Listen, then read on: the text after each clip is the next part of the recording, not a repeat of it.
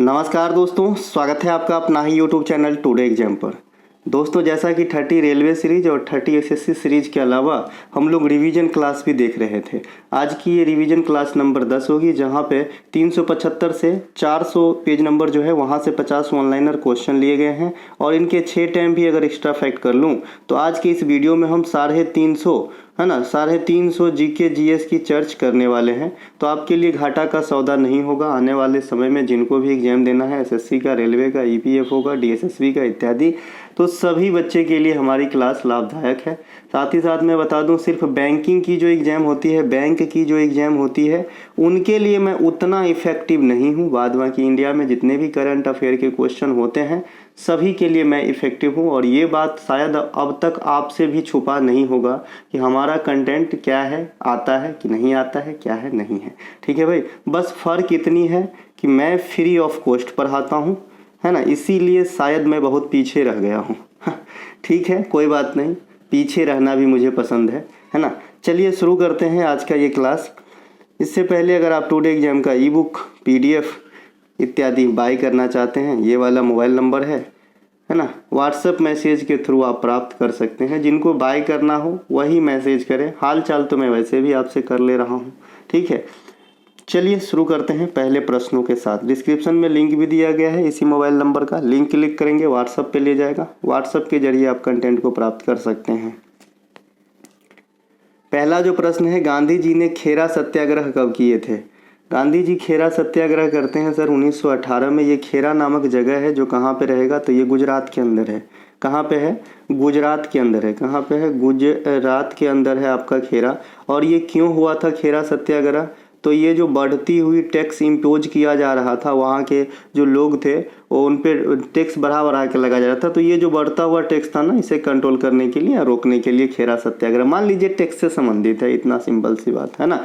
इनके अलावा गांधी इरा में आपको मैं कई बार ले गया हूँ, गांधी इरा में फिर से दर्शन करा देता हूँ। चलिए, है ना, जितना जानता हूँ बताऊंगा जरूर, चाहे लास्ट बच्चा एक ही सिंगल देखे, है ना। नेटाल भारतीय कांग्रेस की स्थापना बताए थे आपको 1894 में होता है नेटाल भारतीय कांग्रेस का स्थापना।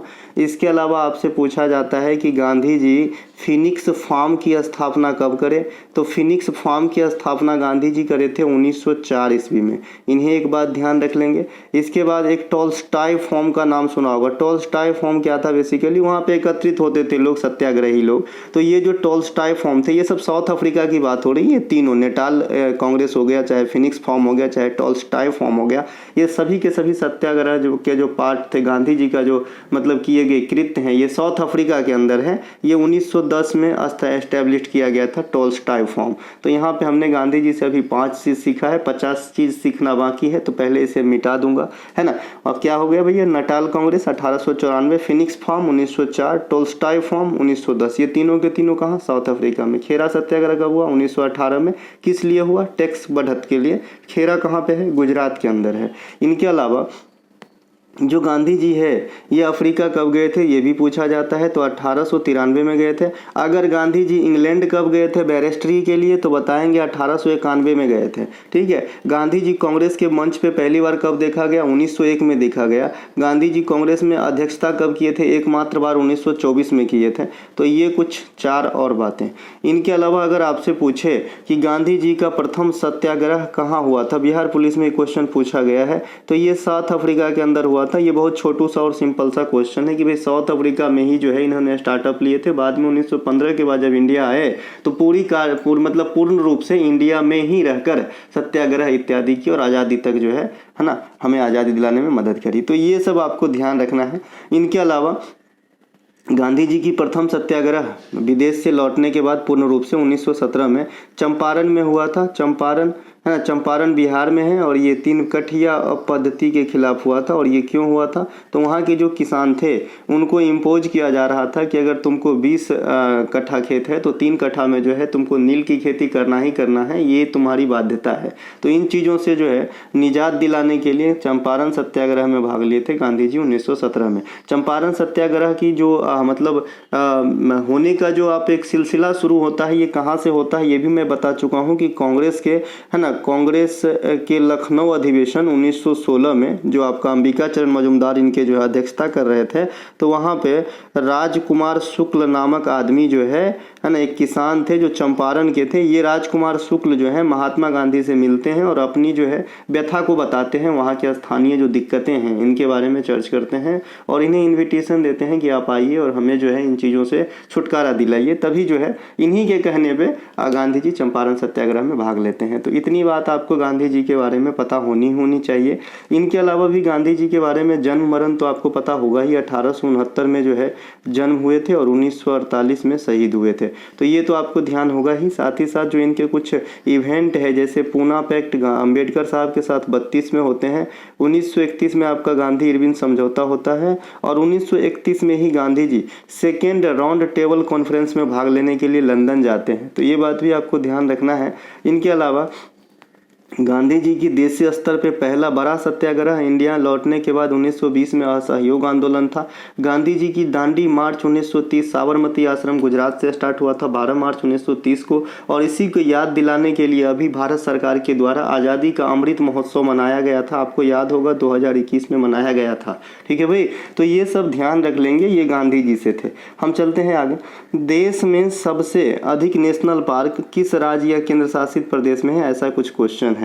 देखिए, देश में जो सबसे ज़्यादा नेशनल पार्क है ये आपका कहाँ पे है, एमपी में है। एमपी में कितने नेशनल पार्क हो जाएंगे, तो एमपी में वर्तमान समय तक 12 नेशनल पार्क है। एक डायरेक्ट आपसे पूछेगा कि कूनो नेशनल पार्क कहाँ है, क्योंकि यहाँ पे चीता को जो नामीबिया से लाया गया था ना, तो यहीं पर रखा गया था। तो डायरेक्ट पूछता है कूनो नेशनल पार्क, तो कहाँ पे है, एमपी के अंदर है। इन्हें भी ध्यान रख लेंगे, ठीक है। इनके अलावा अगर देखिए नेशनल पार्क कहा तो एमपी आपने आंसर लगा डाला, लेकिन अगर आपसे पूछे कि भाई वन्य जीव अभयारण्य सबसे ज़्यादा कहाँ पे है, वन्य जीव अभयारण्य सबसे ज़्यादा कहाँ पे है, तो ये आपका अंडमान एंड निकोबार द्वीप समूह में सबसे ज़्यादा वन्य जीव अभयारण्य है। इन्हें भी ध्यान रखना है। वन्य जीव अभयारण्य कहेगा तो एमपी आंसर नहीं करना है, अंडमान निकोबार आंसर करना है। नेशनल पार्क कहेगा तो मध्य प्रदेश आंसर करना है, ज़्यादा के तादाद में होने के रिगार्ड में, ठीक है भाई। इनके अलावा अगर आपसे कहे कि भाई मध्य प्रदेश में सबसे बड़ा वन्य जीव अभयारण्य कौन है, मैं नेशनल पार्क की बात नहीं कर रहा, वन्य जीव अभयारण्य की बात कर रहा, तो मध्य प्रदेश में सबसे बड़ा वन्य जीव अभयारण्य जो है ये नौरादेही है। इसे भी ध्यान रखेंगे, नौरादेही वन्य जीव अभयारण्य ये मध्य प्रदेश में है। चर्चा का विषय रहा था, किसी भी एग्जाम में किसी भी वक्त पूछा जा सकता है, ध्यान रखिएगा। इनके अलावा दुनिया में अगर सबसे बड़ा नेशनल पार्क कहे तब क्या बोलोगे, तो ग्रीनलैंड बोलना है ना। ग्रीनलैंड नेशनल पार्क जो है ये दुनिया में सबसे बड़ी नेशनल पार्क है। एक्चुअली ग्रीनलैंड द्वीप भी है, ग्रीनलैंड दुनिया का सबसे बड़ा द्वीप भी कहलाता है ना। सबसे बड़ा द्वीप जो है कौन है भाई, ग्रीनलैंड है। अब कई बच्चे के मन में इंडोनेशिया आ रहे हैं, तो भाई ग्रीनलैंड जो है सबसे बड़ी द्वीप है पार्टिकुलर, और जो इंडोनेशिया है ये द्वीपों का समूह है, द्वीपों का समूह है। द्वीपों का समूह वाला सबसे बड़ा देश है आपका इंडोनेशिया, और दुनिया में सबसे अधिक मुस्लिम आबादी भी इंडोनेशिया में ही है। तो ये बात भी आपको ध्यान रखना है। इनके अलावा ये चीज़ हो गई।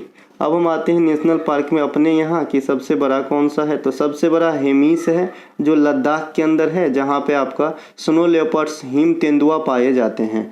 इनके अलावा सबसे छोटू कौन सा है, तो साउथ बंटन है, जो कहाँ पे है, तो अंडमान निकोबार में ही स्थित है। तो ये कुछ एक नेशनल पार्क। इंडिया में सबसे पहला नेशनल पार्क कहेंगे तो आपका जिम कॉर्बेट नेशनल पार्क होगा, जिम कॉर्बेट नेशनल पार्क। फिर इन्हीं का नाम क्या है, हेली नेशनल पार्क है ना, हेली नेशनल पार्क। फिर इसी हेली नेशनल पार्क या जिम कॉर्बेट नेशनल पार्क का आधुनिक नाम क्या है भाई, रामगंगा नेशनल पार्क। कहाँ पे है, उत्तराखंड के अंदर है, यूके के अंदर है, यूनाइटेड किंगडम नहीं, उत्तराखंड है ना। तो ये है नेशनल पार्क की थोड़ी सी जाल इंडिया के अंदर। बाद बाकी दुनिया में ही सबसे बड़ी डेल्टा सुंदरबन डेल्टा है, जिसे गंगा ब्रह्मपुत्र डेल्टा कहते हैं, जो इंडिया में ही है, साथ ही साथ बांग्लादेश तक फैला हुआ है। अगला प्रश्न है कि माल्थस के नियम के अनुसार जनसंख्या समान अवस्था में किस अनुपात में बढ़ती है। देखिए माल्थेसियन जो थ्योरी है, इनके अनुसार जो है जनसंख्या या तो तो ज्यामिति भी लिखा रहेगा या फिर गुणित अनुपात लिखा रहेगा, है ना। इन दोनों अनुपात में बढ़ता है।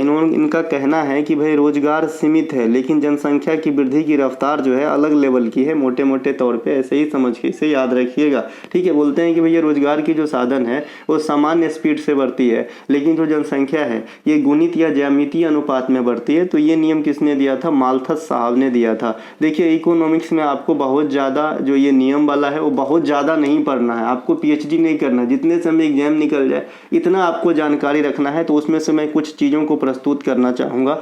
जैसे सबसे पहले मांग और पूर्ति का नियम, ये जीवन के जो इसे हम जीते भी हैं और हमें समझना भी चाहिए। मांग और पूर्ति का नियम जो है, मांग और पूर्ति का नियम जो है ये आपका आया था जी 1890 में आया था क्या? एक सेकेंड मुझे रिकॉल करने दीजिए थोड़ा सा। हाँ 1890 में ही आया था ये, 1890 में आया था। अल्फ्रेड मार्शल के द्वारा दिया गया था ना, अल्फ्रेड।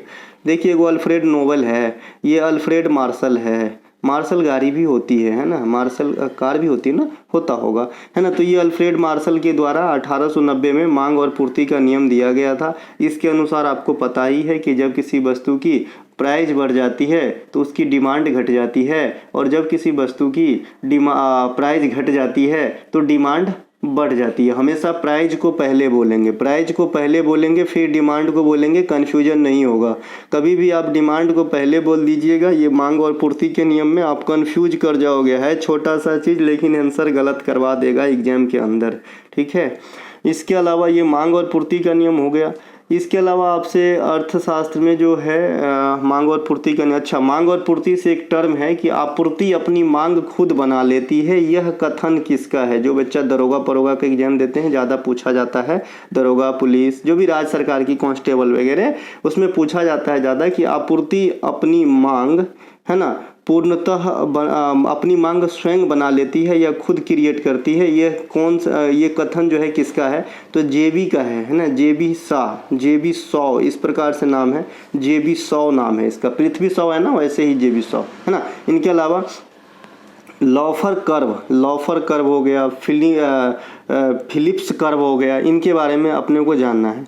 तो जो लॉफर कर्व है ना, लॉफर वक्र, ये क्या बताता है कि भाई टैक्स का रेट और जो आपका राजस्व है या फिर टैक्सी है उनमें संबंध दर्शाता है ना। टैक्स रेट और राजस्व में संबंध दर्शाता है। कौन भैया? लॉफर कर्व, है ना। एक आपका फिलिप्स कर्व बताया था, फिलिप्स कर्व क्या होता है? ये मुद्रास्फीति अर्थात महंगाई और बेरोजगारी में जो है संबंध को दर्शाता है। इनका कहना है कि अगर मुद्रास्फीति बिल्कुल नहीं है समाज में, है ना, या महंगाई बिल्कुल नहीं है समाज में तो बेरोजगारी भी अप रहेगा, और मुद्रास्फीति बने रहती है तो बेरोजगारी बैलेंस रहती है। इनका ये कहना है ना। तो ये भी ध्यान रखेंगे। ये कौन दिए थे भाई? फिलिप्स कर्व के अनुसार हम ये बात को जानते हैं। एक क्वेश्चन आपका छोटे छोटे एग्जाम में पूछता है कि भारत के लिए इकोनॉमिक्स में पहला नोबेल किन्होंने जीता? तो भाई अमर्त्य सेन साहब है, जिन्होंने कल्याण अर्थशास्त्र के लिए 1998 में भारत के लिए पहली बार इकोनॉमिक्स के अंदर नोबेल प्राइज, है ना, गेन किए थे। इनके अलावा 2019 में पुनः उस दिन भी बताया था कि अभिजीत बनर्जी नामक आदमी है जो अर्थशास्त्री हैं, अमेरिकी नागरिक हैं, भारतीय मूल के हैं। इनकी पत्नी और खुद दोनों को 2019 में इकोनॉमिक्स में फिर से जो है आपका अवार्ड मिला था नोबेल वाली। इनके अलावा इकोनॉमिक्स के पिता किसे कहा जाता है? तो एडम स्मिथ को कहा जाता है। एडम स्मिथ कौन से किताब लिखे हैं? तो द वेल्थ ऑफ नेशंस काफ़ी बार पूछे जाते हैं। हम चलते हैं आगे। दिल्ली हाई कोर्ट का गठन कब हुआ था बंधु? देखिए दिल्ली हाई कोर्ट का गठन 1966 में हुआ था। देखिए हमारी सभी रेगुलर क्लास हो रही है। जो बच्चे को वास्तव में लगता है कि मैं अच्छा पढ़ाता हूँ, कंटेंट अच्छा देता हूँ, आप लोगों से हाथ जोड़ के गुजारिश है कि आप पूरा वीडियो देखा कीजिए, है ना। मैं क्यों गुजारिश कर रहा हूँ यार क्यों? ठीक है, ये तो आपके ऊपर है, देखेंगे या नहीं देखेंगे, फिर भी हमारा काम कहना है। देखोगे तो भैया सफल जरूर होगे, इतना तो गारंटी है कि तुम जितनी की फ़ायदा की इच्छा रखते हो उनसे ज़्यादा फ़ायदा जरूर होगा हमारे कंटेंट के साथ अगर आप समय बिताते हैं तो। ठीक है, चलिए शुरू करते हैं, मतलब शुरू क्या करते हैं, बढ़ते हैं आगे। दिल्ली हाई कोर्ट का गठन कब हुआ था? 1966 में हुआ था। देखिए दिल्ली से कितना कुछ आपके एग्जाम में आ सकता है या फिर पूछता है।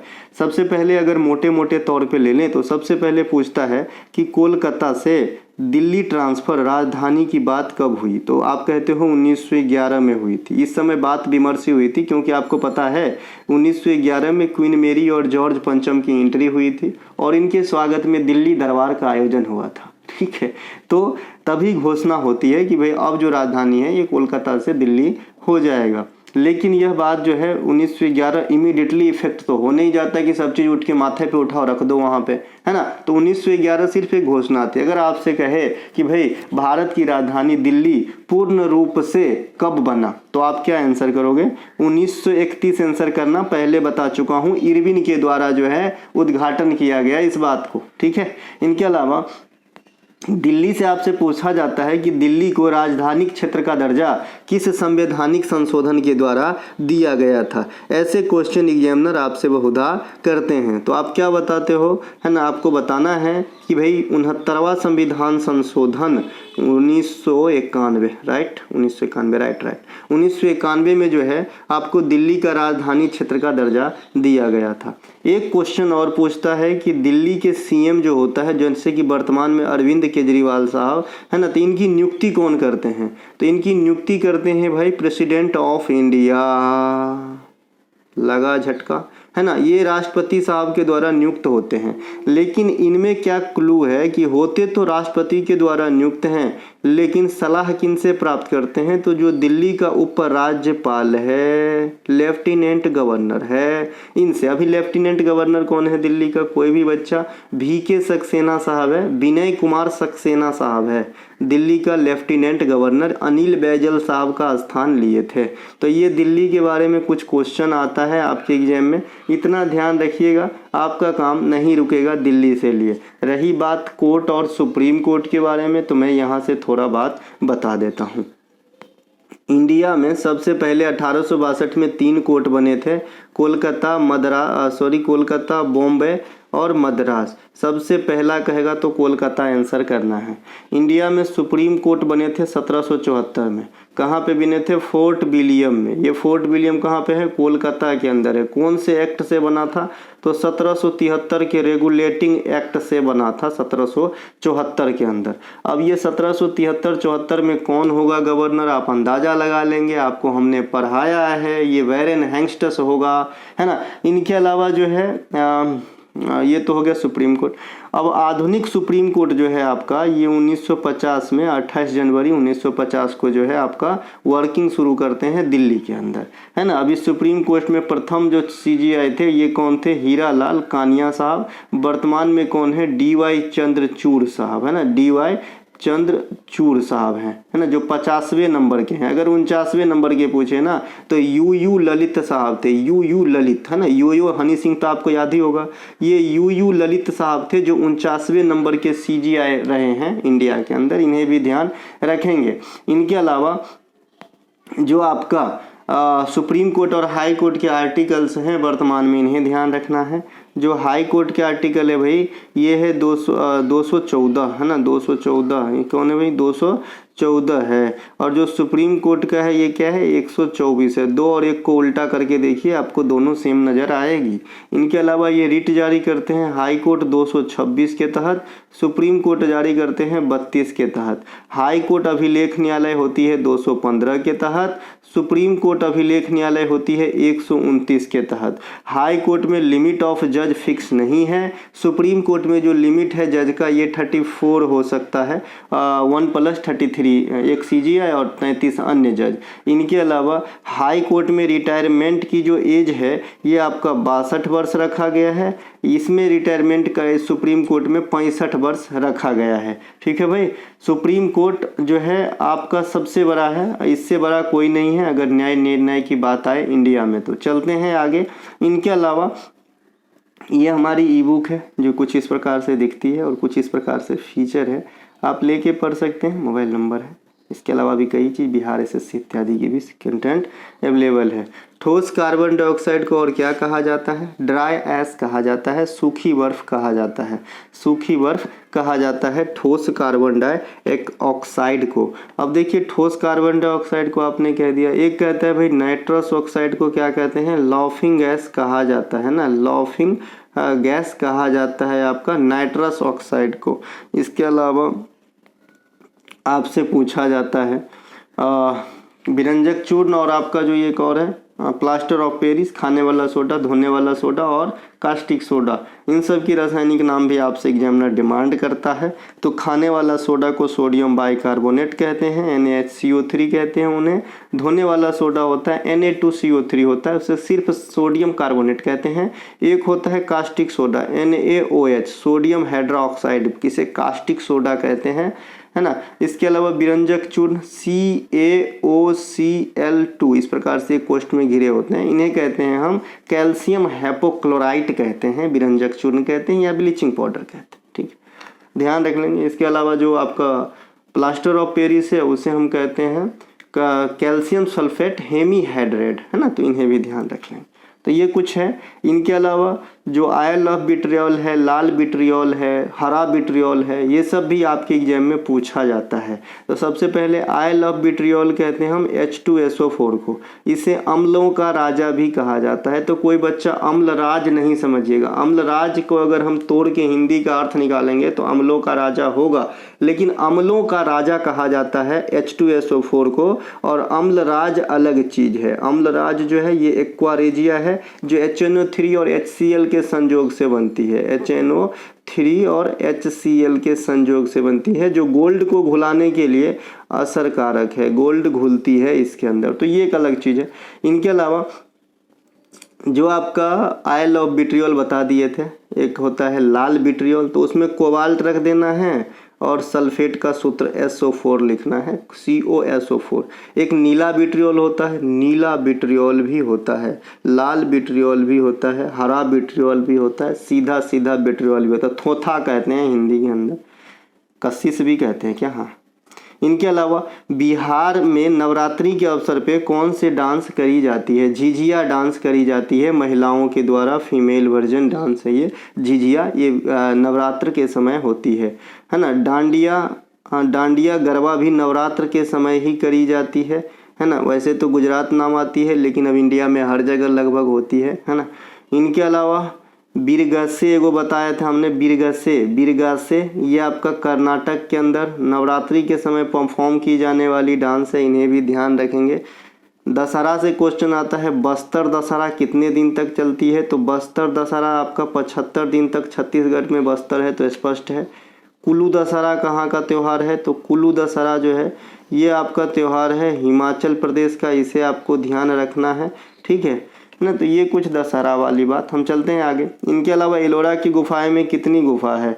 34 गुफा है। और अजंता की गुफा में कितनी गुफा है? 29 गुफा है। जो एलोरा की गुफा है ये धर्म को रिलेट करते हैं, बौद्ध, जैन और हिंदू या ब्राह्मण भी लिख सकते हैं यहाँ पे। इनके अलावा जो 29 गुफा वाली है यानी अजंता केव है, ये सिर्फ रिलेट करता है आपको बौद्ध धर्म को, ठीक है। अजंता की केव में आपके बौद्ध का जातक वर्णित है, इन्हें भी ध्यान रख लेंगे। इनके अलावा ये दोनों ही गुफाओं को, अजंता हो चाहे एलोरा, ये दोनों एक साथ 1983 में यूनेस्को के अंदर शामिल करा गया था। दोनों की दोनों गुफाएं कहाँ पे है? पश्चिमी घाट रीजन में महाराष्ट्र के अंदर स्थित है, ठीक है। भारत में सिल्क मार्ग की खोज किसने करा? भारत में सिल्क मार्ग की खोज किसने करा? तो भारत में सिल्क मार्ग की खोज जो है कनिष्क साहब ने करा, कनिष्क ने किया था, है ना। इसके अलावा कनिष्क, है ना, सही है भाई, सिल्क मार्ग की खोज कनिष्क ने किया था, कनिष्क ने किया, सही है। कनिष्क जो है चतुर्थ बौद्ध संगति भी करवाए थे, जो कश्मीर के अंदर होता है ना, कश्मीर के अंदर होता है, जिन्होंने कनिष्क ने ही करवाया था चतुर्थ बौद्ध संगति। तो ये बात भी आपको ध्यान रखना है। ये कनिष्क कौन से वंश के होंगे? तो कुषाण वंश के होंगे ना, कुषाण वंश के होंगे। कुषाण वंश के एस्टेब्लिश किसने किया था? तो कुजुल कफडीसेस, इनका नाम कुछ इस प्रकार से है, कुजुल कफडीसेस नाम है इनका, कफडीसेस नाम है, कुजुल कफडीसेस कुषाण वंश के फाउंडर है। इसी प्रकार से महत्व रखने वाले एक और राजा को नाम अपने याद रखना है, कृष्णदेव राय, है ना। ये कनिष्क हैं और वो कृष्णदेव राय है। कृष्णदेव राय कौन से वंश के हुए? तो कहेंगे आप तुलुवा वंश के हुए, तुलुवा वंश के हुए। ये तुलुवा वंश कौन से काल का वंश है? तो संगम काल का वंश है। ठीक है, संगम जो है ना, इसी में आपका संगम हो जाएगा, तुलुवा हो जाएगा, सुलुवा हो जाएगा और अरविदु हो जाएगा, है ना। तो इन चारों को हम कहते हैं विजयनगर साम्राज्य का वंश, संगम, तुलुव, सुलुव, सुलुवा, है ना, और अरविदु। और ये अरविदु जो है सबसे लास्ट वाला वंश है, मैंने इधर लिख दिया, इधर लिखना चाहिए था। तो ये अरविदु जो है ये सबसे लास्ट वाला, ये चारों के चारों वंश विजयनगर साम्राज्य के वंश है। विजयनगर साम्राज्य के संस्थापक कौन है? हरिहर एवं बुक्का। ये हरिहर एवं बुक्का कौन से वंश से ताल्लुक रखते होंगे? तो पहला वंश कौन सा था? संगम वंश। तो ये संगम वंश से ताल्लुक रखते थे और 1336 में इन्होंने संगम वंश की स्थापना करा और कहा जाता है विजयनगर साम्राज्य की भी स्थापना करा। सिंपल सी बात है, पहला वंश उसमें आया पूरे चारों में, तो विजयनगर साम्राज्य के ओवरऑल भी कह सकते हैं। जैसे आप दिल्ली सल्तनत की स्थापना किसने की? तो कुतुबुद्दीन ऐबक आपने आंसर कर देना है। ठीक है, और गुलाम वंश का या लिवाड़ी वंश का या ममलूक वंश का भी पूछे तो भी कुतुबुद्दीन ऐबक आपको आंसर कर देना है। ठीक है मेरे भाई, इनके अलावा हम चलते हैं आगे। अच्छा, एक क्वेश्चन आपसे पूछा जाता है कि जब हरिहर और बुक्का संगम वंश की स्थापना किए थे तो उस समय सल्तनत पे किसका शासन था? तो मोहम्मद बिन तुगलक का शासन हुआ करता था सल्तनत के अंदर। इसके अलावा प्रधानमंत्री कौशल विकास योजना किस मंत्रालय के अधीन कार्यरत है? तो ये है भैया कौशल विकास और उद्यमिता मंत्रालय के अंतर्गत कार्यरत है। इसकी शुरुआत हुई थी अपन 2015 में। ये ट्रेनिंग देते हैं युवाओं को और इस ट्रेनिंग पीरियड में कुछ पैसे भी देते हैं। तो ये है भैया प्रधानमंत्री कौशल विकास योजना। बाद बाकी कई सारे योजना की मिनिस्ट्री, एक डिवाइन योजना आपके काफ़ी पूछे जाते हैं, डिवाइन योजना। तो ये जो डिवाइन योजना है ना, ये जो डिवाइन योजना है ना, डिवाइन योजना, ये आपका पूर्वोत्तर भारत से संबंधित है ना। पूर्वोत्तर भारत में महिलाओं और रोजगार की स्थितियां पैदा करने और महिलाओं की स्थिति सुधार करने के लिए शुरू करा गया था। ओवरऑल पूर्वोत्तर भारत के उत्थान हेतु डिवाइन योजना चलाया गया था। एक आपका स्वयं योजना भी है। स्वयं योजना जो है ये किस राज्य की है आपसे पूछा जाएगा। तो स्वयं योजना जो है ये ओडिशा राज्य की है। एक आपका स्वनिधि योजना है, प्रधानमंत्री स्वनिधि योजना। ये आपका फुटकर विक्रेता के लिए 2020 में एक छोटा सा लोन मुहैया कराया जाता है कम ब्याज के दर पे।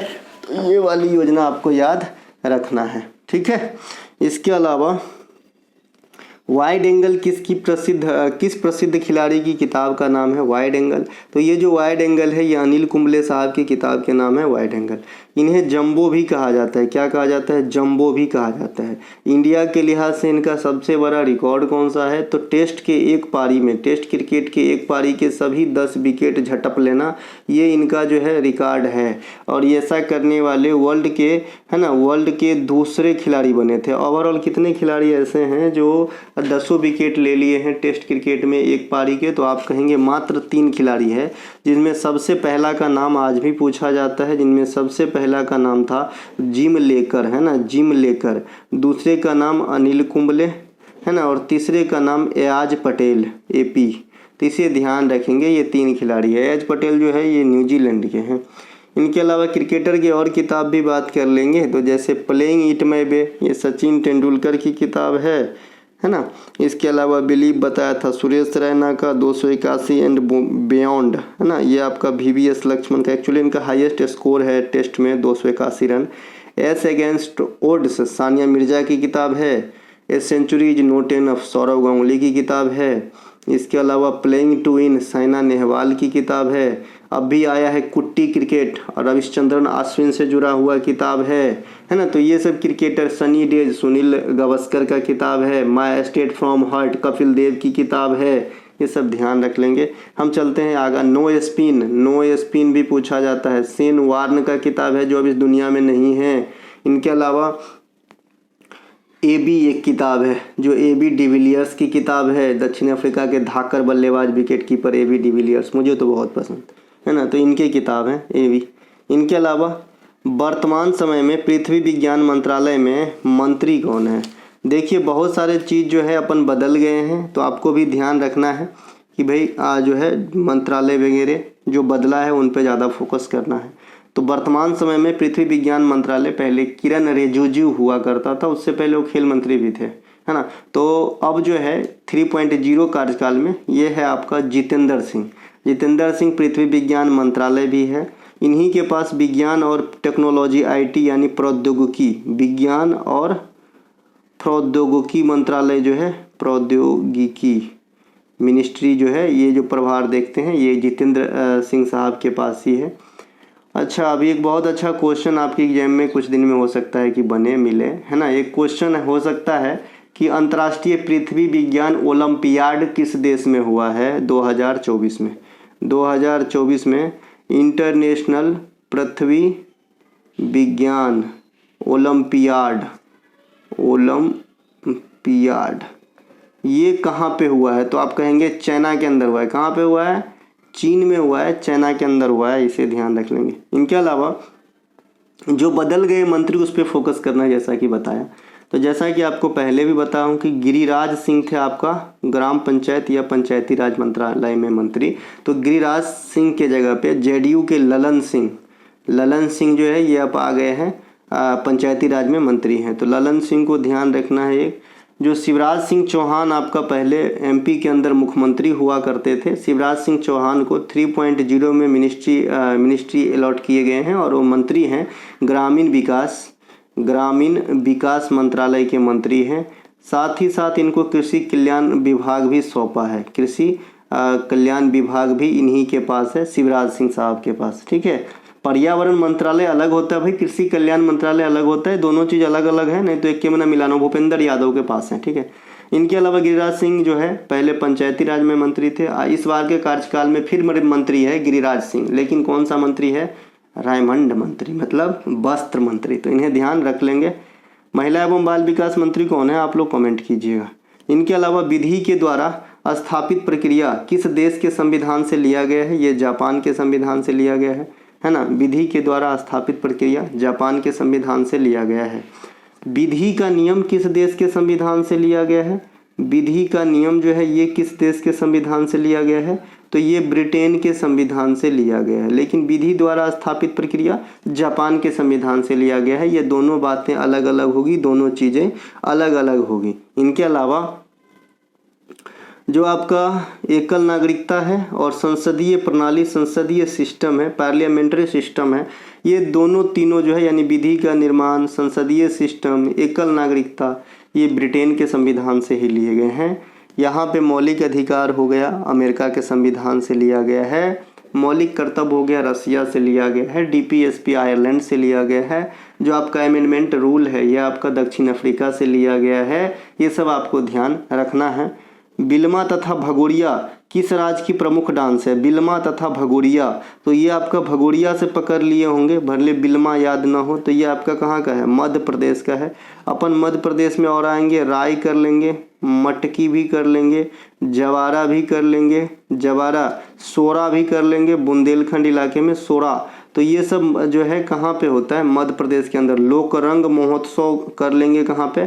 मध्य प्रदेश में कर लेंगे। मांडू महोत्सव कहाँ पे कर लेंगे? मध्य प्रदेश में कर लेंगे। देखिए वो मंडो है और ये है मांडू। जो मंडो होता है ना ये गोवा के अंदर होता है, कान खोल के सुन लो। तो ये गोवा के अंदर होता है भैया, कान खोल के सुन लो। और ये जो मांडू होता है ना ये एमपी के अंदर होता है। तो खुदा से जुदा ना हो जाए थोड़ा सा अंतर के लिए, ठीक है, ध्यान रखिएगा, है ना, नहीं तो दिक्कत हो जाएगा। आप बोलोगे सर आप तो ये बताए थे मांडू का एमपी ऑप्शन में ही ना हो, गोवा दिया गया है, मैं क्या करूं? गलत है क्वेश्चन। नहीं भाई, मंडो रहेगा ना, मो ऊपर अनुस्वार और डोकार, मंडो। तो ये जो है ना मंडो, ये गोवा में है। तो ये अपन याद कैसे रखेंगे इसको? तो आपने मांडवी नदी का नाम सुना है, मंडावी नदी का, तो ये गोवा में है। ठीक है, ध्यान रखें। चलते हैं आगे। बराकर किसकी सहायक नदियों में से एक है? तो बराकर जो है ना ये दामोदर के सहायक नदी में से है। और उसी प्रकार से एक मिलता जुलता बराक ओबामा नदी है, बराक नदी। ये बराक नदी जो है ये आपका ब्रह्मपुत्रा का सहायक नदी है, ब्रह्मपुत्रा का सहायक नदी है। तो इन्हें भी ध्यान रखेंगे। और जो बराकर है ये दामोदर का है। दामोदर घाटी परियोजना इंडिया में पहला नदी घाटी परियोजना था, ये बात आपको भी पता होगा और दुनिया को भी पता है। तो मैं नहीं बताता हूँ, मैं चलता हूँ आगे, ठीक है। इसके अलावा जो है रिकी केज होगा। 2023 में किस एल्बम के लिए ग्रैमी अवार्ड प्राप्त पाए थे? तो जो रिकी केज है ये 2022 में भी ग्रैमी अवार्ड पाए थे और सेम चीज़ को 2023 में यानी सेम शीर्षक को 2023 में मिला, लगातार वर्ष में मिला इन्हें ग्रैमी अवार्ड। इनका नाम है रिकी केज, है ना, कंपोजर हैं और इनके जो कृत हैं उनका नाम है डिवाइन टाइड्स। इससे पहले रिकी केज को 2015 में भी ग्रैमी अवार्ड मिल चुका है। 2015 में जो ग्रैमी अवार्ड मिला था वो कृत का नाम था विंड्स ऑफ संसारा, है ना, विंड्स ऑफ संसारा। तो इस प्रकार से ध्यान रखेंगे।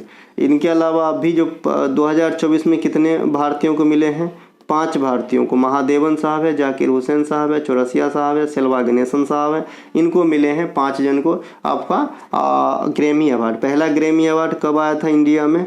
1968 में आया था पंडित रविशंकर साहब को वेस्ट मिड्स के लिए। पहला महिला में ग्रैमी अवार्ड किन्होंने जीता? तन्वी शाह ने जीता था फिल्म स्लम डॉग मिलीनियर के स्पेनिश रूपांतरण उनके सॉन्ग के लिए, है ना। ये सब ध्यान रख लेंगे ग्रैमी अवार्ड के लिहाज से। इनके अलावा आवर्त सारणी के समूह 17 की ऑक्सीकरण संख्या कितनी होती है? आवर्त सारणी की वाला जो कल वीडियो है उसमें मैंने सारा याद रखने की तरीके भी बता दिए हैं कि आप कैसे ऑक्सीकरण संख्या याद करोगे। एनटीपीसी का एग्जाम आ गया है बेटा, बहुत अच्छी नौकरी होती है, हाँ, लेकिन ये है कि नाइट ड्यूटी करना पड़ेगा तुमको। कुछ ऐसे पोस्ट है जिसमें नाइट ड्यूटी नहीं है, जैसे अगर आप सीनियर क्लर्क बन जाते हैं और अकाउंट डिपार्टमेंट अगर आपको अलॉट होता है तो वहाँ पर नाइट ड्यूटी नहीं है, ठीक है। बाद बाकी बड़े बड़े गुरुजी बता देंगे क्या क्या होता है, इसमें कौन कौन से पोस्ट क्या है, एक से एक है ना, सब बताने के लिए है भाई, ये सब अच्छा काम कर रहे हैं तो मैं क्या ही बताऊँ, इसमें छोटी मुँह बड़ी बात हो जाएगी। तो यहाँ पे समूह 17 जो है इसकी ऑक्सीकरण संख्या आपसे पूछा गया है। देखिए याद रखने की तरीका बताता हूँ, जैसे मैंने आपको बताया था पीरियोडिक टेबल होता तो मज़ा आ जाता, है ना। देखिए यहाँ पे है ना, 1 है और ये 18 है, ये 1 है और ये 18 है।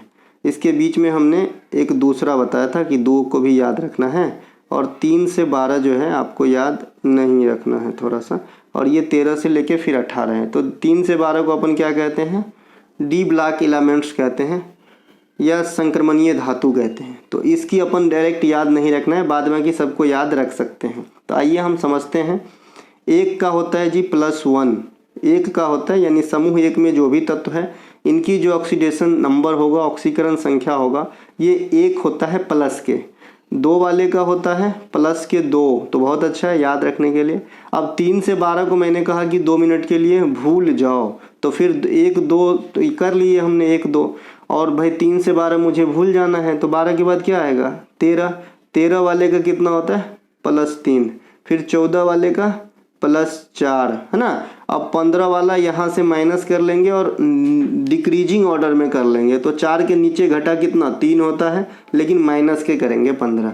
फिर 16, इसी प्रकार से चलते रहेंगे, -2 हो जाएगा 16 का, और 17 का -1 हो जाएगा, और 18 का लड्डू हो जाएगा, 0 हो जाएगा। तो ये है आपको ऑक्सीकरण संख्या याद करने की ट्रिक, है ना।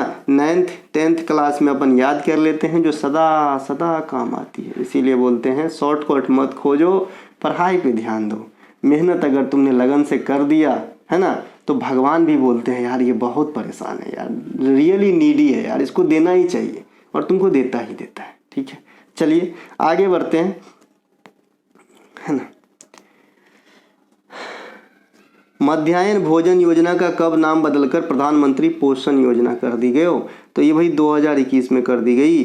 2021 में बहुत कुछ है जिनका नाम बदल गया। सबसे पहले जो मेजर ध्यानचंद अवार्ड था है, जो पहले राजीव गांधी खेल रत्न पुरस्कार हुआ करता था, तो इनका भी नाम 2021 में ही बदला गया था। इनके अलावा 2021 में ही अपन जो सुभाष चंद्र बोस के जन्मदिन है आपका 23 जनवरी, उसी साल से हम लोग पराक्रम दिवस के रूप में मनाते हैं। मध्याह्न मिड डे मील की जो शुरुआत हुई थी ये 1995 में हुई थी, ठीक है।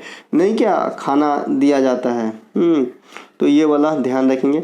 इनके अलावा मोढेरा का सूर्य मंदिर किसने बनवाया था? भीमदेव ने बनाया था। अब देखिए जो बच्चे, अभी बहुत सारे बच्चे पीडीएफ के लिए कमेंट करेंगे, पीडीएफ क्या लोगे, क्यों चाहिए भाई? आपने ई बुक लिया है ना, तो ये पीडीएफ उसी का तो पेज है, पेज नंबर पर जाइए, मिलेगा आपको सेम पॉइंट। अब जो मैं बता रहा हूँ ये तो आपको याद ही रखना होगा, है ना। चलिए मोढेरा का सूर्य मंदिर, है ना, मोढेरा का सूर्य मंदिर है। और जो PDF ग्रुप में है, जो रनिंग सीरीज है, जैसे जैसे हो रही है आपको मिल रहा है ना। जैसे 30 सीरीज है, रेलवे वाला है, बिहार SSC, ये 3 रनिंग में चल रहा है। मोढेरा का सूर्य मंदिर जो है ये आपका भीमदेव प्रथम ने बनवाया था। ये कहाँ पे है? गुजरात के अंदर है, गुजरात के अंदर है। फिर से बोलता हूँ, जिनको SSC की कोई भी आगे एग्जाम देना है, MTS हो, स्टेनो हो या फिर दुनिया जहान हो, है ना, 124 रुपया खर्च करके, जो बच्चे कुछ भी ना भी पढ़ा हो ना, एक ई-बुक ले लियो और एक MTS जो MTS CGL इत्यादि के लिए 30 सीरीज चलाया था, ये ले लियो। इन दोनों को अच्छे से रगड़ देना है और फिर अपन एग्जाम में अच्छा करेंगे ही करेंगे, इसमें कोई दो मत नहीं है। जिनकी GK एवरेज से ऊपर है वो सिर्फ 30 सीरीज से भी काम चला सकते हैं। एवरेज कहने का मतलब 15-15 बन जा रहा है, स्कोर बूस्ट करना है तो चलेगा, वो 30 वाला भी ले सकते हैं। जिनकी 10 भी नहीं बनते दोनों लीजिए। जिनकी 10-11 बन जाते हैं और चाहते हैं कि बढ़िया कर ले, तो सिर्फ ई-बुक ही अपने आप में रामबाण है। रामबाण एक बार मारे एकदम धमाक, है ना। तो ये भैया मोढेरा का सूर्य मंदिर भीमदेव प्रथम है ना। ये मोढेरा एक ऐसा गांव है जहां पे सौर ऊर्जा से संचालित पहले गांव बना है। बाद में कि गुजरात के बारे में सभी कुछ बता दिए हैं, त्यौहार वगैरह इत्यादि। 2011 जनगणना के अनुसार किस क्षेत्र में लगे हुए श्रम शक्ति का प्रतिशत, कृषि क्षेत्र में होगा। यहाँ पे किस के जगह पे कृषि कर लेना भैया, ये कृषि कर लेना, कृषि एग्रीकल्चर में श्रम शक्ति का प्रतिशत 54.6% था कि भाई इतने लोग जो है एग्रीकल्चर में अपना जो है अब रोजगार या जीविका पा रहे थे 2011 के जनगणना के अनुसार। ठीक है, अब देखिए ये है कृषि का, कोई भी बच्चा ध्यान से सुनेंगे, ये कृषि की आंकड़ा है कि भाई यहाँ पे इतनी प्रतिशत आबादी जो है रोजगार कृषि से पाता था। एक क्वेश्चन आता है कि 2011 के जनगणना के अनुसार कुल श्रमिक में महिला भागीदारी कितनी थी। ठीक है, अब देखिए वहाँ पे सिर्फ कृषि की बात नहीं हो रहा है, वहाँ पे जो है कामकाजी की बात हो रहा है, चाहे तो कृषि के इतर भी हो सकता है। तो वहाँ पे आंसर होता है 25.5। ये महिला श्रमिक की संख्या है और पुरुष श्रमिक की संख्या इसके डबल से थोड़ा ज़्यादा बता दिया हूँ, 53.24 या 26 है। इसका कंफर्म कर ले, 26 ही होगा, 26 होगा, है ना, या फिर 2 भी आपको याद रखना, इतना नज़दीक का आंसर नहीं देता ऑप्शन, है ना। तो 53.24 या 26, है ना, ये पुरुष हो जाएगा। ये ओवरऑल श्रमिक कैडर में परसेंटेज है। कृषि में ओवरऑल टोटल जनसंख्या का 54.6% जो है कार्य में लगे हुए थे। ठीक है, ये ध्यान रखेंगे भैया, ध्यान रखना है। चलते हैं आगे।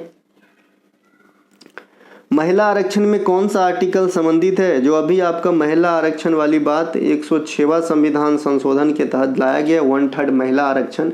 राज्य जहाँ भी केंद्र शासित प्रदेश में विधानसभा है या केंद्र में लोकसभा है वहाँ पर ही, तो ये आर्टिकल 334 का ए इन्हें रिलेट करता है, ध्यान रखेंगे। वर्तमान में मिजोरम के मुख्यमंत्री कौन है? लाल दहुमा साहब हैं। कौन है? लाल दहुमा मिजोरम के का है मुख्यमंत्री है। बाद बाकी सभी मुख्यमंत्री का जो है लिस्ट हमने, है ना, नहीं हमने नहीं दिया है। ठीक है, हमने नहीं दिया है, आपको कर लेना है। मिजोरम के मुख्यमंत्री लाल दहुमा है। देखिए मुख्यमंत्री कैसा पूछा जाता है, कैसा पूछा जाता है, पूछा ऐसा जाता है जो मुख्यमंत्री किसी न किसी कारण से जो है चर्चा के विषय रहा हो, चाहे तो अच्छा बात को लेकर या बुरा बात को लेकर। साथ ही साथ, है ना, ऐसा जो बहुत ज़्यादा पॉपुलर न हो पाया हो वो भी पूछा जाता है। ठीक है, तो ऐसा आपको टिक करके जाना है। अब उत्तर प्रदेश के मुख्यमंत्री जल्दी थोड़ी पूछेंगे, अब वही बहुत ही कोई छोटा एग्जाम होगा जहाँ पूछा जाएगा। बेकिंग सोडा का गर्म करने पे कौन सा गैस रिलीज होता है? तो ये होता है कार्बन डाइऑक्साइड गैस रिलीज होता है। बेकिंग सोडा म्हणजे खाने वाला सोडा, है ना। तो इसको जो अपन गर्म करेंगे CO2 गैस और H2O भी, जल भी निकलता है और CO2 गैस भी निकलता है गर्म कीजिएगा तो, है ना।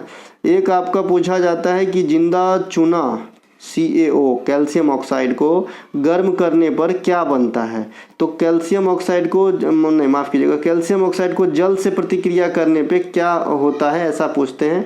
सबसे पहले तो ये आपका ऊष्माक्षेपी अभिक्रिया का उदाहरण है। ऊष्माक्षेपी मतलब होता है ऊष्मा की प्राप्ति होती है इस रिएक्शन के अंदर, है ना। और ये बन जाते हैं CaOH का होल ट्वाइस बनता है। ये है बुझा हुआ चूना, ठीक है। यानी जिंदा चूना को जल से प्रतिक्रिया कराने पे बुझा हुआ चूना प्राप्त होता है। कैल्शियम ऑक्साइड को H2O से प्रतिक्रिया कराने पे कैल्शियम हाइड्रोक्साइड प्राप्त होती है, ठीक है। दिवाली के समय आपने कई बार मैंने एग्जाम्पल भी दिया है, गाँव घर में पहले चूना से घर चुनटते थे, अब ना एशियन पेंट आ गया और पक्का का घर हो गया। पहले तो हम लोग चूना से ही चुनटते थे, मिट्टी का दीवार हुआ करता था, है ना। तो वहाँ पे बाल्टी में जब डालो चूना को तो बहुत गर्म हो जाता था बाल्टी एकदम, है ना। तो वहाँ पे क्या हीट निकलता था और ये जो नीचे में अवशेष बैठता था ये बुझा हुआ चूना होता था, CaOH का होल ट्वाइस, है ना। तो ये ध्यान रख लेंगे बाद में कि ये संयोजन अभिक्रिया भी आप इसे कह सकते हो, दोनों मिलके वो बन गया है, ठीक है। चलते हैं आगे। भारत में श्रमिकों की दशा में सुधार हेतु प्रथम कारखाना अधिनियम कब आया था? तो ये आपका 1881 में आया था। एल्बर्ट बिल भी इसी के समय में आया था 1883 में। इसके अलावा प्रथम औद्योगिक नीति पूछा जाता है 1948 में, द्वितीय औद्योगिक नीति 1956 में, है ना। ये सब ध्यान रखेंगे। इसके अलावा इस प्रकार का और क्या इसके लिए बनेगा, है ना। ये तो जो सामाजिक वाला था, विधवा पुनर्विवाह अधिनियम, बाल विवाह अधिनियम, विधवा पुनर्विवाह संघ, शारदा एक्ट, ये सब तो कई बार बता चुके हैं। अखिल भारतीय किसान सभा 1936, शाहजहानंद सरस्वती लखनऊ, है ना। ये सब हो गया। तो ये आपका श्रमिक वाला बात हो गई। विटामिन B3 का रासायनिक नाम क्या है? विटामिन B3 का रासायनिक नाम है नियासिन। नियासिन को अपन निकोटनिक एसिड भी कह देते हैं, निकोटनिक एसिड भी कह देते हैं। उसी प्रकार से विटामिन B5 को अपन पेंथेथनिक एसिड भी कह देते हैं, पेंथेथनिक, इस प्रकार से लिखा जाएगा, पेंथेथनिक एसिड भी कहा जाता है। विटामिन B6 को ना पायरोडॉक्सिन कहा जाता है, पायरोडॉक्सिन कहा जाता है ना। इसे ध्यान रख लेंगे। विटामिन B1 को अपन थायमीन कहते हैं ना, थायमीन कहते हैं। विटामिन B2 को अपन राइबोफ्लोविन कहते हैं ना, राइबोफ्लोविन कहते हैं। विटामिन C को क्या कहते हैं? एस्कॉर्बिक एसिड कहते हैं। D को कैल्सीफेरॉल और E को टोकोफेरॉल कहते हैं। H को बायोटीन कहते हैं। इस प्रकार से आपको ध्यान रख लेना है। विटामिन के जो है ब्लड क्लोट में मदद करते हैं, ठीक है।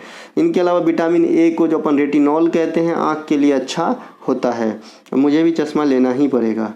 इनके अलावा हिकत डांस किस राज्य या केंद्र शासित प्रदेश से संबंधित है? ये जम्मू कश्मीर से संबंधित है। हिकत डांस हो गया। एगो आपसे बच्चा नगमा पूछता है, बच्चा नगमा, ये भी जम्मू कश्मीर से है ना। हिकत हो गया। रौफ तो ज़्यादा पूछा जाता है, रौफ, ये भी जम्मू कश्मीर से है। तो ये नाच जो है ये जम्मू कश्मीर में होता है। मौमा डांस का संबंध किस खेल से है? मौमा दास, है ना। तो ये आपका टेबल टेनिस से है। भवीना पटेल का नाम आपने सुना होगा, पैरा टेबल टेनिस से भवीना पटेल मैडम, इन्हें भी ध्यान रखेंगे, है ना। मौमा दास का टेबल टेनिस से। बत्रा, क्या नाम है भाई? मोनिका बत्रा, है ना, मोनिका बत्रा नाम है ना, मोनिका बत्रा, है ना। तो ये भी आपका टेबल टेनिस से है। टेबल टेनिस की आकार भी बताए थे, 2.74 मीटर लेंथ होती है और आपका 1.525, है ना, ये आपका मीटर विड्थ होती है, चौड़ाई होती है। इन्हें भी ध्यान रख लेंगे, काम आवेगी, है ना। चलते हैं आगे। वैदिक सभ्यता किस नदी के किनारे फली फूली थी? सरस्वती नदी की। वहीं पे लगे हाथ हड़प्पा सभ्यता में सबसे महत्वपूर्ण नदी या हड़प्पा सभ्यता का जो है अधिकांश चीज अपन किस नदी को रिलेट करके जानते हैं? सिंधु नदी, है ना। तो इन्हें ध्यान रख लेंगे। मोहनजोदारो शहर जो हड़प्पा सभ्यता की सबसे बड़ी नगर थी, ये सिंधु नदी के किनारे ही स्थित है। बाद बाकी मोहनजोदारो पिक्चर आपने जरूर पूजा हेंगरे को देखे होंगे उनमें। इनके अलावा ये वैदिक सभ्यता क्या थी भैया? ग्रामीण सभ्यता थी, इन्हें ध्यान रख लेंगे। और जो आपका हड़प्पा सभ्यता थी ये कौन सा है? शहरी सभ्यता है। शहरी सभ्यता का प्रमाण हड़प्पा सभ्यता में किन किन चीज़ों से मिलता है? अगर कथन के रूप में आपसे क्वेश्चन पूछता है तो पकी हुई ईंट का, है ना, पकी हुई ईंट से मकान बनना, ये एक प्रमाण देता है। ग्रिड पद्धति का होना, ग्रिड सिस्टम का होना। इसके अलावा जल निकासी के लिए उचित व्यवस्था होना, ड्रेनेज सिस्टम का होना। तो ये सब जो है वहाँ पे आपको शहरी नक्काशी को प्रस्तुत करता है। वैसे किसी ने आँख खोल के देखा नहीं है, और देखा भी होगा तो अब तक जीवित नहीं होगा। लेकिन अपन अंदाज़ा लगाते हैं। ठीक है भाई, चलते हैं आगे। सैफ अंडर-17 चैंपियनशिप 2023 के विजेता कौन है? ये रसिया है। कहाँ पे हुआ था? बांग्लादेश के अंदर ये प्रतियोगिता हुआ था, महिला वाला है ये। सैफ अंडर-17 चैंपियनशिप महिला 2023 की विजेता रसिया पहली बार, बांग्लादेश होस्ट कंट्री था। सोडियम का सांकेतिक नाम लैटिन भाषा के किस शब्द से लिया गया है? देखिए, सोडियम का अपन Na लिखते हैं तो ये लैटिन भाषा के नेट्रियम से लिया गया है। उसी प्रकार से पोटासियम को अपन K लिखते हैं जो लैटिन भाषा के कैलियम से लिया गया है। उसी प्रकार से सोना को अपन Au लिखते हैं, सोना बाबू वाला सोना नहीं रे, महंगा वाला सोना, कैरेट में मापे जाने वाली सोना। तो ये जो Au होता है ना, इसे अपन ऑरम कहते हैं, ऑरम है ना, इन्हें भी ध्यान रखेंगे, ध्यान रखना है। Ag को अपन अर्जेंटम कहते हैं, तो ये ध्यान रखना है। तो ये कुछ लैटिन के शब्द हैं जिसे अपन ध्यान रखते हैं। ज्वार किस रूप में सूर्य तथा चंद्रमा, सूर्य पृथ्वी चंद्रमा मिलकर समकोणीय संरचना बनाती है? तो ये घटना आपको निम्न ज्वार में देखने को मिलेगा। ज्वार भी कई प्रकार के होते हैं, निम्न ज्वार होते हैं यानी लघु ज्वार और दीर्घ ज्वार होते हैं। इसको समझने के लिए आपको ज्वार वाली क्लास देखनी चाहिए मेरी, जिसमें मैं किसी क्लास में कराया हूँ, या फिर है ना आपको ई बुक वगैरह में भी इजी वे में लिखा हुआ है कि कब किस स्थिति में दीर्घ होता है, किस स्थिति में लघु होता है। लेकिन आज तक एग्जाम में सिर्फ इतना पूछा गया है कि ज्वार भाटा आने के लिए निम्न में से कौन कौन से कारक जिम्मेवार है या कारण बनते हैं। तो अगर सूर्य और पृथ्वी है तो ठीक है, सूर्य और पृथ्वी चंद्रमा एक ऑप्शन में तीनों है तो तीनों वाला आंसर ज़्यादा सटीक होगा। चलते हैं आगे। समुद्र में नहीं क्या हाई टाइड आता है 12 घंटा 26 मिनट में, रिपीटेशन होता है 6 घंटा 13 मिनट के बाद, अल्टरनेटिव आता है, एक बार ज्वार एक बार भाटा, एक बार ज्वार एक बार भाटा। ठीक है, इनके अलावा एक कंस्ट्रक्टिव पार्लियामेंट नामक पुस्तक के लेखक कौन है? तो अटल बिहारी वाजपेयी साहब एक कंस्ट्रक्टिव पार्लियामेंट नामक पुस्तक के लेखक हैं, तो इन्हें भी ध्यान रखेंगे। इंडियन पार्लियामेंट डिप्लोमेसी एगो पुस्तक का नाम है, इंडियन पार्लियामेंट डिप्लोमेसी। ये किताब के लेखक जो है ना, ये है भैया मीरा कुमार, लेखिका होंगे actually. Meera Kumar actually ladies हैं और इंडिया में लोकसभा में प्रथम महिला अध्यक्ष भी बनी थी मीरा कुमार। जगजीवन राम साहब के साथ जो है जुड़े हुए रिलेशन में, मतलब क्या है उनके शायद पोती है शायद, मैं कंफर्म नहीं कर सकता, लेकिन उनसे जुड़ा हुआ है, जुड़े हुए हैं जगजीवन राम साहब से, ये ध्यान रखेंगे। इनके अलावा जो आपका मेरी 51 कविता है ये भी वाजपेयी साहब के हैं, और वाजपेयी साहब की जन्मदिन 25 दिसंबर को सुशासन दिवस के रूप में इंडिया में मनाया जाता है। वर्तमान समय में विश्व जनसंख्या का लगभग कितने प्रतिशत भारत में निवास करते हैं? तो अब अगर पूछे, अभी के ईस्वी के अकॉर्डिंग पूछे ना, तो आप 19% तक मार सकते हो, आंसर सही होगा। 2011 में हम लोग 17.5% के करीब थे। ठीक है, और ये जो डाटा मैंने रखा है कि भाई अपनी तो रिलीज हुई नहीं, तो अधिकांश चांस होता है कि 20-21 दे के पूछ दे आपको रेलवे, तो आपको थोड़ा सा माइंड भी टेस्ट करता है लॉजिकली कि इसका दिमाग चलता है कि नहीं चलता है। तो 17-17.5% तो हम उस समय थे, और अपनी रफ्तार तो धीमी हुई नहीं है, हुई है काफ़ी हद तक हुई है, लेकिन उतने नहीं हुई कि हम लोग निगेटिव में चले जाएंगे, तो कहीं ना कहीं बढ़ेगा, है ना। तो 18-18.5% तक हम लोग अभी हैं। अभी जो आपका यूएनओ के रिपोर्ट के अनुसार हम लोग 142 करोड़ हो गए हैं इंडिया के अंदर, है ना, जो अभी चाइना को भी पछाड़ दिए हैं। तो उस हिसाब से हम बात कर रहे हैं कि हम 19% के करीब हो जाएंगे, है ना। इनके अलावा अब्दुल लतीफ़ खान का संबंध किस वाद्य यंत्र से है? तो सारंगी बजाते हैं अब्दुल लतीफ़ खान, है ना। शुकुर खान, सबरी खान, ये सब भी बजाते हैं, सारंगी ये बजाते हैं। इसके अलावा आप टॉपिक वाइज सेक्शन में जाएंगे, सारे के सारे आपको मिल जाएगा। राष्ट्रीय मानव अधिकार आयोग की स्थापना कब हुई थी? 1993 में हुई थी।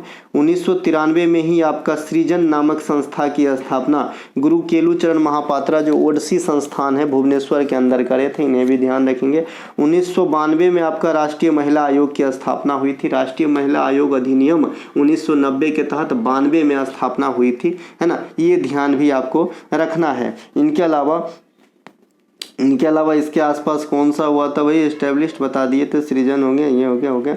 चलते हैं हम आगे। इनके अलावा WTO की स्थापना 1995 में हुआ था। WTO जो गैट का स्थान लिए थे, WTO है ना, विश्व व्यापार संगठन, जिनेवा में हेडक्वार्टर है इनके। और इससे आपसे क्वेश्चन पूछा जाता है कि भारत निम्नलिखित में से किस संस्था का संस्थापक देशों में शामिल रहा है। तो आप कहोगे WTO के संस्थापक देश में भारत शामिल रहा है। इनके अलावा अनुच्छेद 40 और 43 DPSP के अंतर्गत किस सिद्धांत से प्रेरित है? तो ये आपका गांधीवादी नीति से है। DPSP में 3 नीतियाँ बताएं हमने, गांधीवादी, उदारवादी और आपका समाजवादी नीति, ठीक है। इनके अलावा DPSP बता दिए, भाग 4 में है, 36 से 51 के आर्टिकल हैं, आयरलैंड से लिए गए हैं। 42वां संविधान संशोधन में 4 नए DPSP में चीज़ों को जोड़ा गया था। ये सब बात आपको ध्यान रखना है। प्रसिद्ध बैरन द्वीप कहाँ पे है? ये अंडमान निकोबार में है। बैरन द्वीप कहाँ पे है? अंडमान निकोबार में है बैरन द्वीप, तो इसे भी ध्यान रखेंगे। बैरन द्वीप क्यों अंडमान निकोबार में है। इनके अलावा जो अंडमान निकोबार है, अभी इनका जो राजधानी था पोर्ट ब्लेयर, इनका नाम भाई अब बदल गया है, विजयपुरम नाम हो जाएगा अब इनका, विजयनगरम या विजयपुरम नाम हो जाएगा, है ना। इन्हें भी ध्यान रखेंगे। आज या कल की ही बात है, अभी शायद क्लियर हुआ भी नहीं है, कल किसी सोर्स से पता चला था तो आपको बता रहा हूँ। इनके अलावा द ब्लू अम्ब्रेला नामक पुस्तक के लेखक कौन है भाई? रस्किन बॉन्ड है द ब्लू अम्ब्रेला। इसी प्रकार से अमिताभ घोष साहब की कुछ किताब काफ़ी पूछे जाते हैं। लिविंग ऑफ माउंटेन, है ना, the smoke in the river, Junglenama, ये सब अमिताभ घोष साहब के। एक जॉन रस्किन की किताब ऑन टू दिस लास्ट आपको याद रखना है। गृह लक्ष्मी योजना कर्नाटक राज्य चला था, बाद में की लाडली लक्ष्मी, लाडली बहना मध्य प्रदेश में चलती है, ध्यान रखेंगे।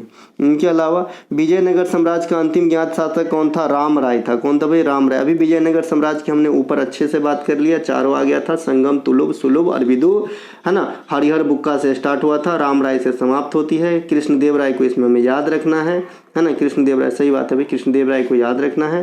तो ये सब हमने बात ऊपर कर लिया था। रेवेन्यू रिसिप्ट में क्या क्या शामिल किया जाता है? जो रेवेन्यू रिसिप्ट होते हैं उनमें पेनल्टी शामिल किया जाता है, फी शामिल किया जाता है, ये सब रेवेन्यू रिसिप्ट का भाग होते हैं। पतेती त्यौहार किस धर्म से जुड़े होते हैं? तो ये पारसी से होते हैं। पतेती, नवरोज ये पारसी से हो जाएंगे, है ना। पोया, बैसाख, बौद्ध पूर्णिमा ये सब बौद्ध का त्यौहार हो जाएगा। इनके अलावा हिंदू का त्यौहार आप जानते ही हैं, दिवाली, होली और आपका दुर्गा पूजा और आपका तीज वगैरह ये सब हिंदू धर्म से हो जाएंगे। मुहर्रम, बकरीद, ईद ये सब आपका इस्लाम धर्म से हो जाएंगे। ईस्टर, इसके अलावा आपका ये 25 दिसंबर को ईसा मसीह के जन्मदिन पे, क्रिसमस, गुड फ्राइडे ये सब हो जाएंगे आपके क्रिश्चियन धर्म से हो जाएंगे, इसे आपको ध्यान रखना है। इनके अलावा कुमार गंधर्व अवार्ड किस राज्य के सरकार के द्वारा दिया जाता है? देखिए, कुमार गंधर्व अवार्ड जो है ये आपको दिया जाता है MP के सरकार के द्वारा। बहुत सारे अवार्ड मैंने बता चुका है कि कौन कौन से राज्य के द्वारा कौन कौन से अवार्ड दिए जाते हैं। जब भी मैंने लता मंगेशकर वाला बात किया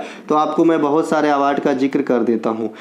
आपके एग्जाम में जो क्वेश्चंस आते हैं ज़्यादातर लता मंगेशकर का जो पूछा जाता है, एक आध साल पहले जिनको मिला होता है वो पूछा जाता है कि किसे मिला है। तो कुमार गंधर्व अवार्ड MP सरकार देते हैं।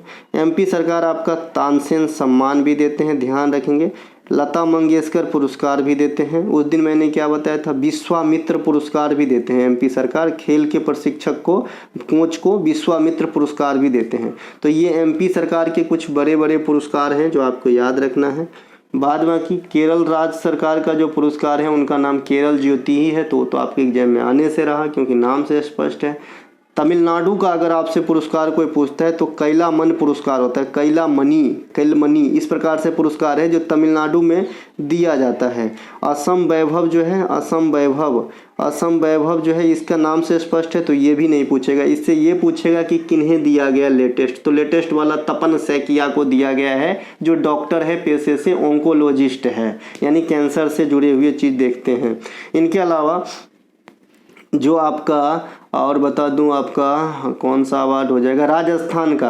राजस्थान में वैसे तो राजस्थान सरकार का राजस्थान सम्मान ही होता है डायरेक्ट, लेकिन राजस्थान में गुरु विशिष्ट अवार्ड भी दिया जाता है। विशिष्ट अवार्ड, अब अवार्ड जो है ये गुरु को दिया जा रहा है, मतलब खेल के प्रशिक्षक को विशिष्ट अवार्ड राजस्थान में दिए जाते हैं। इसके अलावा अगर आप बात करेंगे आंध्र प्रदेश के, तो आंध्र प्रदेश में अपन नंदी अवार्ड की बात करेंगे। आंध्र प्रदेश में नंदी अवार्ड भी दिया जाता है, नंदी अवार्ड आंध्र प्रदेश के अंदर। इसी प्रकार से अपन बात कर लेंगे छत्तीसगढ़ के अंदर चक्रधर बीना पानी, चक्रधर अवार्ड दिया जाता है। कौन सा? चक्रधर अवार्ड दिया जाता है कहाँ पे? छत्तीसगढ़ के अंदर। तो ये कुछ राज्य है। कलिंगा दिया जाता है आपका कहाँ पे, है ना, उड़ीसा के अंदर, क्योंकि कलिंग तट से आप पकड़ लेंगे झट से, तो ये भी पूछे जाएगा तो आप ऐसे ईजीबी में जवाब दे पाओगे। तो मैं यहाँ पे कुछ अवार्ड बता दिया हूँ। चलते हैं हम आगे। विद्यापति वाला बात आएगा ना तो बिहार को रिलेट करना है, क्योंकि विद्यापति बिहार से थे, है ना। इनके अलावा भारत के प्रथम बजट 1860 में किसने पेश किया था? जेम्स विलियम ने पेश किया था। ये आज़ादी की पहले की बात है। आज़ादी की बात स्वतंत्र भारत की प्रथम बजट सन्मुखम चेट्टी ने पेश किया था, और गणतंत्र भारत की प्रथम बजट जॉन मथाई ने पेश किया था। सबसे अधिक बार बजट मोरारजी देसाई ने पेश किया था। तो ये सब आपको ध्यान रख लेना है। बजट वाला जो आर्टिकल है 112 है, जहाँ पे हम इसे वार्षिक वित्तीय विवरण कहते हैं, है ना। चलते हैं आगे। दहेज प्रतिषेध अधिनियम कब आया? तो 1961 में आया था। दहेज प्रतिषेध अधिनियम 1961 में आया था, डोरी वाला। इनके अलावा विवाह वाला, है ना, विधवा वाला, तो विधवा वाला दो गो है। 1855 में आया था विधवा पुनर्विवाह अधिनियम, और 1861 में आया था विधवा पुनर्विवाह संघ। 1929 में आया था शारदा एक्ट या बाल विवाह अधिनियम, है ना। तो ये सब आपको कुछ एक बात ध्यान रख लेना है। समाज सुधारक वाली बात है ये। 1828 में ब्रह्म समाज आया था। 1873 में सत्यशोधक, 1875 में आर्य समाज, 1867 में प्रार्थना समाज, है ना। 1897 में रामकृष्ण मिशन, 1904 में अभिनव भारत बी.डी. सावरकर के द्वारा, 1913 में लाला हरदयाल के द्वारा सैन फ्रांसिस्को में गदर पार्टी की स्थापना, 1905 में भारतीय सेवक समाज की स्थापना गोपाल कृष्ण गोखले के द्वारा। ये सब फॉरवर्ड ब्लॉक की स्थापना 1939 में सुभाष चंद्र बोस के द्वारा। ये कुछ एक बातें आपको ध्यान रखना है। कैटरपिलर किस समूह में आता है? आर्थ्रोपोडा में आता है। मैंने क्या बताया? आर्थ्रोपोडा में जो भी कीट पतंगे हैं, तिलचट्टा हो गया, मक्खी हो गया, मच्छर भी हो जाएगा, इसके अलावा कैटरपिलर हो जाएगा, ये सब आर्थ्रोपोडा में आ जाता है जी, है ना, है ना। आर्थ्रोपोडा में आ जाएगा। सही है जी, आर्थ्रोपोडा में आ जाएगा। तितली भी रख लीजिएगा इसके अंदर, है ना। तो मैंने आपको क्या बताया था कि इस सजीव जगत में सबसे बड़े समूह कौन सा है? थाइलोफाइटा, थाइलोफाइटा। और जंतु जगत में आर्थ्रोपोडा। ठीक है, तो ये बात भी ध्यान रखना। तो दोस्तों ये थे आज के 45 ही है ना। सही है जी, 5 नहीं लिख पाए थे हम, सही बात है। 50 लिखना चाह रहे थे, माफ़ी चाहता हूँ दोस्तों, 45 ही क्वेश्चन लिख पाया हूँ। अच्छा लगा हो तो लाइक कीजिएगा, अपने दोस्तों में शेयर कीजिएगा। कोई भी कंटेंट चाहिए डिस्क्रिप्शन में लिंक है, लिंक क्लिक करके आप व्हाट्सएप मैसेज के थ्रू प्राप्त कर सकते हैं। लगातार बने रहिएगा, है ना। पढ़िएगा अच्छे से। आप जो पाना चाहते हैं उस रास्ते में जीके जीएस रुकावट नहीं बनेगी। हम इतना तो पढ़ा दिए हैं आप लोगों को कि आप लोगों को कोई भी तकलीफ नहीं होगा। आप लोग बैसाखी के सहारे वाले बच्चे नहीं हो जी, अगर आप हमें फॉलो किए हो दिल से, तो है ना। बैसाखी का सहारा उन्हें पड़ता है ना, जो दिल से नहीं किया रहता है। तो आप लोग वो बच्चे थोड़ी हो, ठीक है। तो हम मिलेंगे अगले वीडियो में, तब तक के लिए जय हिंद।